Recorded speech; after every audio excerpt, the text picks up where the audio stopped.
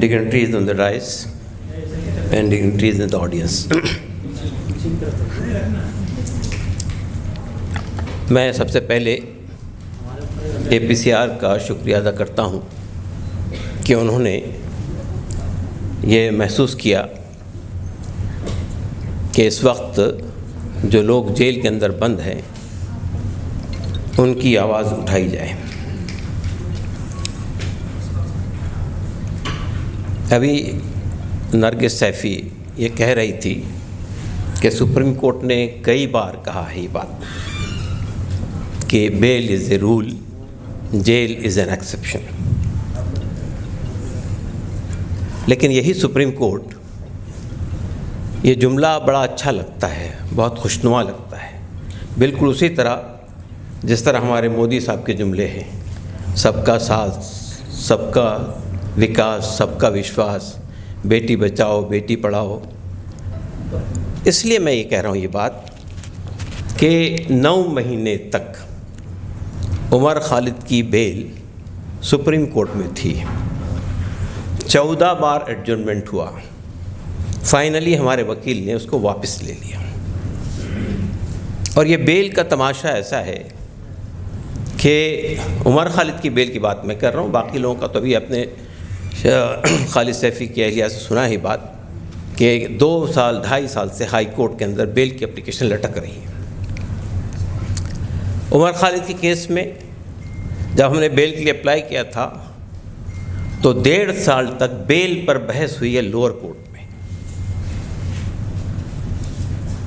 عام کرائم جو ہوتے ہیں اس میں پروسیکیوشن کو یہ پروف کرنا پڑتا ہے کہ آپ گلٹی ہیں، لیکن اگر آپ UAPA کے اندر گرفتار ہے تو بیل کے سمے ہی آپ کو یہ پروف کرنا پڑتا ہے کہ آپ انوسنٹ ہیں، آپ گلٹی نہیں ہیں. پروسیکیوشن کو نہیں پروف کرنا پڑتا ہے، یہ ریورس ہو جاتا ہے.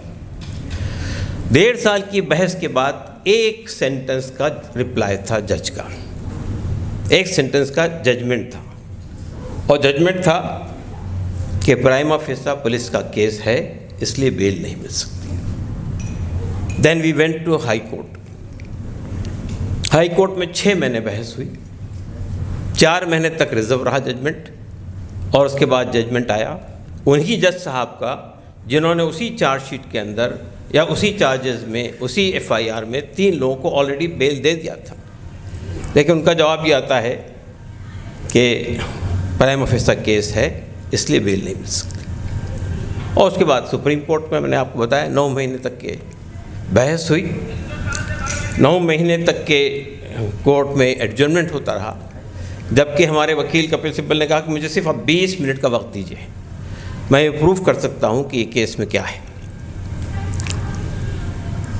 میں یہ کہنا چاہتا ہوں مسئلہ صرف اس بات کا نہیں ہے کہ عمر خالد اور یہ لوگ جو جیل میں بند ہے 18 لوگ، جن میں سے 5 لوگ باہر ہیں، باقی لوگ ابھی جیل کے اندر ہیں، ان کے خلاف کیا کیس ہے اور ان کو بیل کیوں نہیں مل رہی.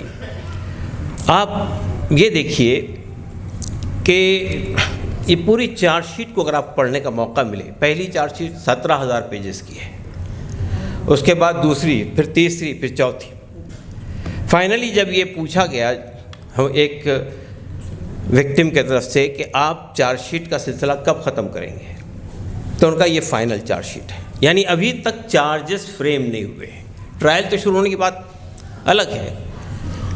آپ سوچئے کہ کتنے سیکشنز لگائے گئے ہیں، 18 لوگ ہیں، کئی سیکشن ہیں، UAPA کے 4 سیکشن ہیں، پھر آرم ایکٹس کے ہیں، کئی سیکشنز لگے ہوئے ہیں. تو ٹرائل اگر شروع ہوگا تو کئی سال لگ جائیں گے، 10 12 15 16 کتنے لگ جائیں پتہ نہیں، لیکن ابھی تو بیل ہی نہیں مل رہی ہے.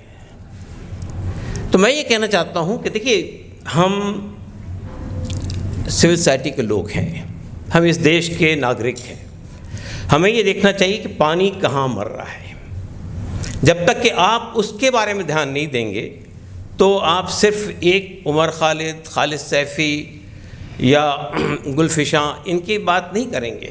بہت سارے لوگ، بیما کوریگاؤں کے لوگ ہیں ہمارے، 5 سال سے جیل کے اندر ہیں، اور بھی بہت سارے لوگ ہیں. دگویج سنگھ جہاں بیٹھے ہیں اور لیو بیٹھے ہیں، اس لیے میں بہت صاف بات کرنا چاہتا ہوں. بات یہ ہے کہ جو ڈریکونین لاز فریم کیے گئے ہیں پارلیمنٹ کے اندر، ان ڈریکونین لاز نے، آپ ٹیررزم کو کرب کرنے کے لیے لاز بناتے ہیں لیکن عام آدمی کے خلاف اس کا استعمال ہوتا ہے۔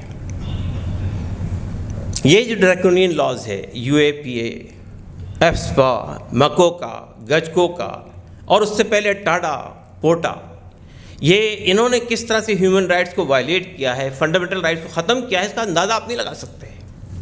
جب ٹاڈا آیا تھا نرسمہا راؤ جی کے زمانے میں، تو اس میں 67,000 لوگ گرفتار ہوئے تھے، 1% کنوکشن ہوا تھا، 99% لوگ انوسنٹ تھے۔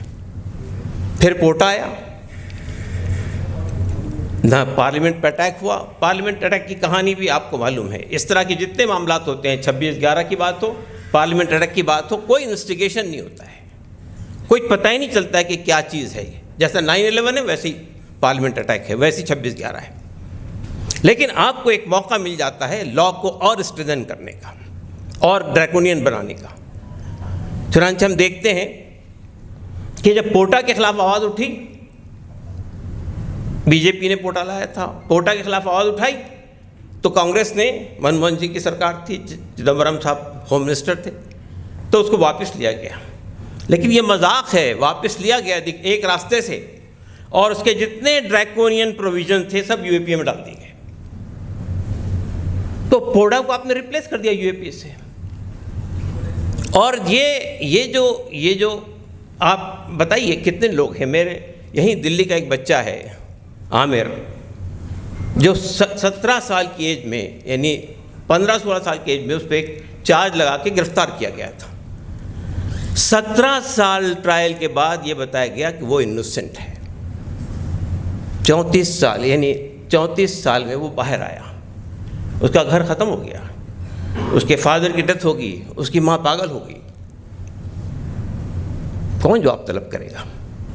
میں یہ پوچھنا چاہتا ہوں، آج جسٹس لوکر ہوتے میں ان سے پوچھتا یہ سوال کہ یہ جو لوگوں کو 10 سال، 15 سال، 17 سال کے بعد آپ انوسنٹ ڈکلیئر کرتے ہیں، تو جن لوگوں نے چارجز، فیبریکیٹڈ چارجز لگائے تھے، ان کے خلاف کوئی کارروائی کیوں نہیں ہوتی ہے؟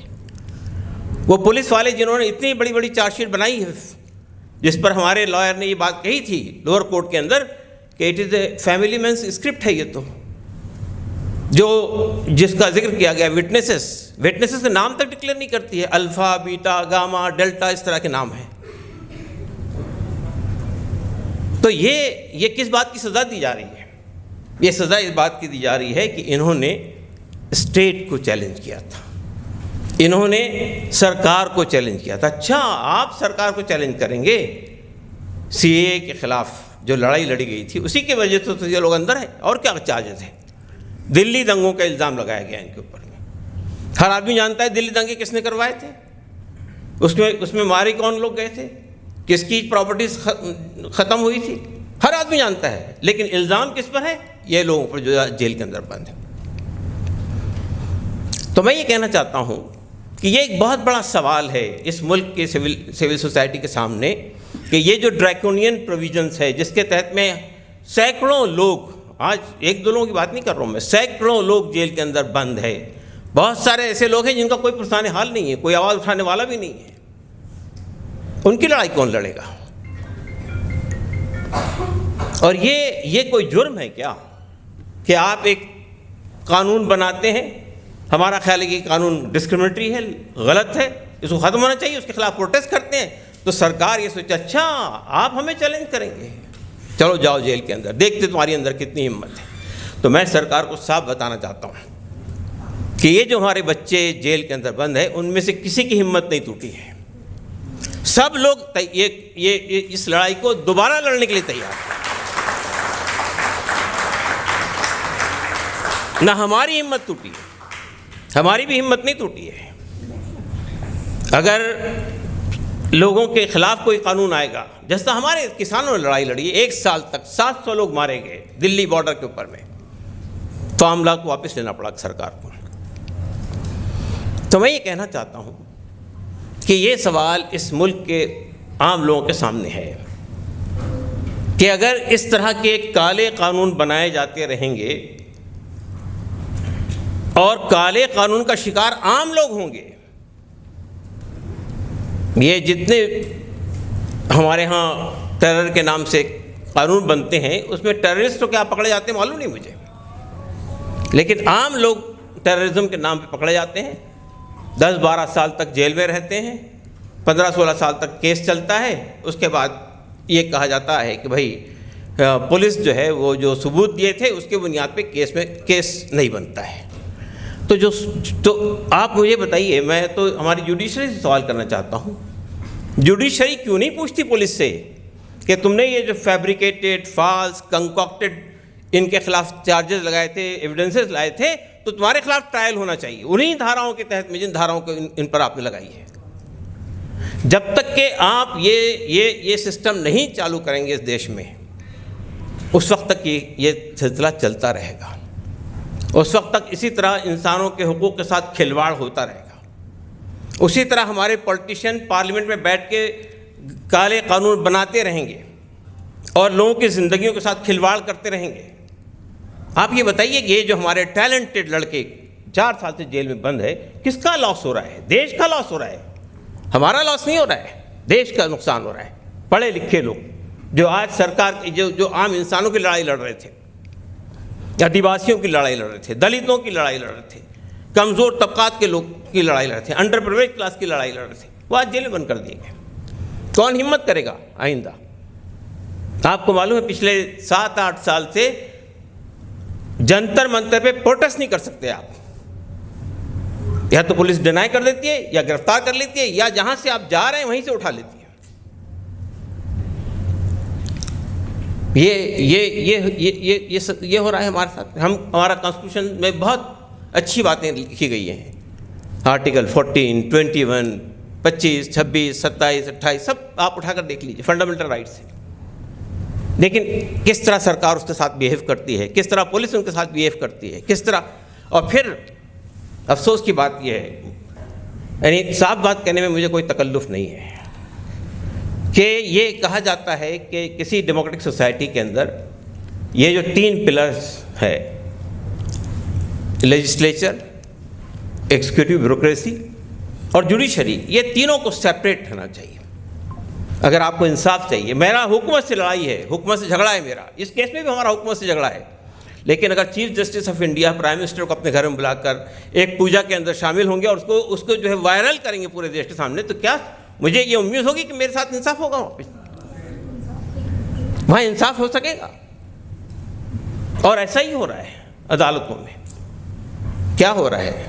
ظاہر ہے کہ وہ سوال بھی پوچھنے پڑیں گے. اب وقت آ گیا اس بات کا، خاموش نہیں بیٹھ سکتے. اگر آپ خاموش بیٹھیں گے تو جو کچھ آپ کو حاصل ہے وہ بھی ختم ہو جائے گا.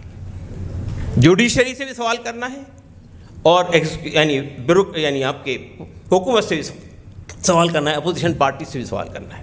سوال کرنے کا وقت ہے. اور ڈیموکریسی کے اندر اصل طاقت جنتا کے پاس ہوتی ہے.